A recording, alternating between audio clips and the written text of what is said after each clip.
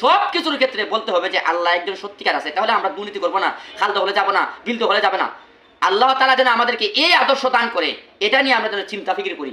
আসসালামু আলাইকুম রহমতুল্লাহ বারাকাতুহু। প্রিয় উপস্থিতি, কেমন আছেন?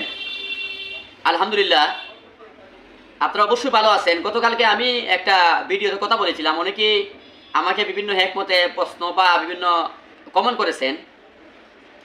আমি বলেছিলাম যে হার বেশি কেন করে, আর রিজিকের মালিক তো আল্লাহ, এটা মানুষের কিন্তু মনে হলো কোনো সময় কিন্তু কল্পনা করে এটাকে মানুষের যাচাই করে না। আমি দেখেছিলাম একটি ঘটনা, যে একটি বাঘ আর একটি গরু, ওই বাঘটি কি করছে, গরুকে দাওয়া দিছে। যখন দৌড়াচ্ছে দৌড়াচ্ছে দৌড়াচ্ছে দৌড়াচ্ছে, হঠাৎ করে গিয়ে গাভী পাহাড় থেকে লাফ দিয়ে একটি গর্তের মধ্যে পড়ে গেল। গর্তের মধ্যে ছিল এতটুকু কাদা মাটির মধ্যে পড়ে গেল। তখন এদিকে বাঘও কি করছে, মনে করছে যে সমতল জায়গা, বাঘও লাফ মারছে, উভয়টাই কাদা মাটির মধ্যে পড়ে গেল।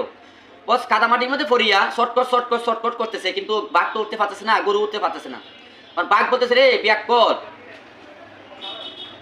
রে পিয়াক্কু, তুমি যে এই যে কেসের জন্য তুই আসলে এখানে, তুইও মরলে আমিও মরলে।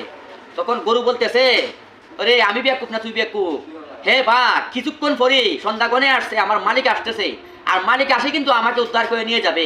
আর তোমাকে যদি ওই কাদার মধ্যে দেখে, তো মালিকের হাতে লাড়ি দিয়ে কিন্তু বাম্বুর দিবে।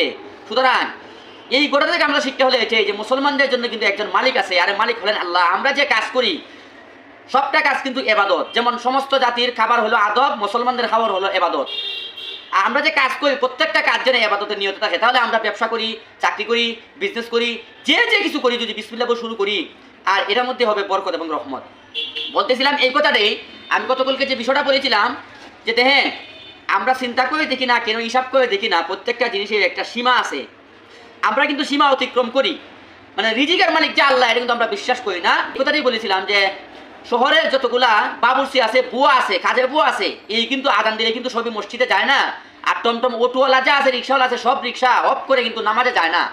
নামাজে যেতে হলে কিন্তু আল্লাহর হুকুম থাকতে হবে, এবং মসজিদ এবং দিনের ফিকিরটা কিন্তু তাদের অন্তরে থাকতে হয়। আমরা যেন যে কাজ করি প্রত্যেকে যেন দিনের ফিকিরটা বিক্রি, আর দিনের ফিকির ছাড়া কিন্তু মানুষেরা সবটা কিন্তু মানে নামাজে যায় না। আজান শুনলে কিন্তু নামাজে যায় না। যার ভিতরে দিনের ফিকির আছে, 24টা ঘন্টা ভিতরে আল্লাহর রহমত আছে, এবং শুধু তাই না, তার অন্তরের মধ্যে আল্লাহ ভয় আছে, যে একজন মালিক আছে আল্লাহ, আমাকে সবসময় দেখে, আমি কেন করবো এই কাজটা, আমি কেন করবো এই কাজটা। একজন ফিরসাব 10জন লোককে কি বললো, যে একটা আপেল নেও, একটা ছুরি নেও, যে তোমরা যেখানে কেউ দেখে নাই আপেলটা খাচ্ছে লিও। কেউ কি বলছে বাথরুমের ভিতরে ঢুকে আপেল কাছে, কেউ জঙ্গলা ভিতরে কাছে, গোবরের ভিতরে কাছে, একজন লোকে হাঁটছে না। তখন বললে সব মুই তুলে ফাঁক আস, তুই কেন পিয়াক করলি, তুই কেন কাটলে না? তোর হুজুর আপনাদের আপেলটা দিচ্ছেন, একটা সত্য দিচ্ছেন, সত্য কিতা, যেখানে কেউ দেখে না। আমি যখন গেলাম ঘরের রাস্তা দিকে, মালিকে দেখতেছে, আমার আল্লাহ দেখে। গেলাম জঙ্গলের রাস্তা দিকে, আল্লাহ দেখে। যেখানে যাই তেখানে দেখি আমার আল্লাহ দেখতেছে, আপনি তো বলছেন কেউ দেখে না, তো আমি তো এটা কাটতে পারবো না। এই জন্য সে অন্তরের ভয় থাকার কারণে সে যেখানে সেখানে আপেলটা কাটতে পারছে না। তুমি আর আমি যে কোনো কাজ করি, চাকরি করি, বিজনেস করি, সমাজনীতি করি, রাজনীতি করি, সব কিছুর ক্ষেত্রে বলতে হবে যে আল্লাহ একজন সত্যিকার আছে, তাহলে আমরা দুর্নীতি করবো না, খালতে হলে যাবো না, বিলতে হলে যাবে না। আল্লাহ তাআলা যেন আমাদেরকে এই আদর্শ দান করে, এটা নিয়ে আমরা যেন চিন্তা ফিকির করি। সবাই ভালো থাকুন, সুস্থ থাকুন। আসসালামু আলাইকুম রহমতুল্লাহি ওয়া বারাকাতুহু।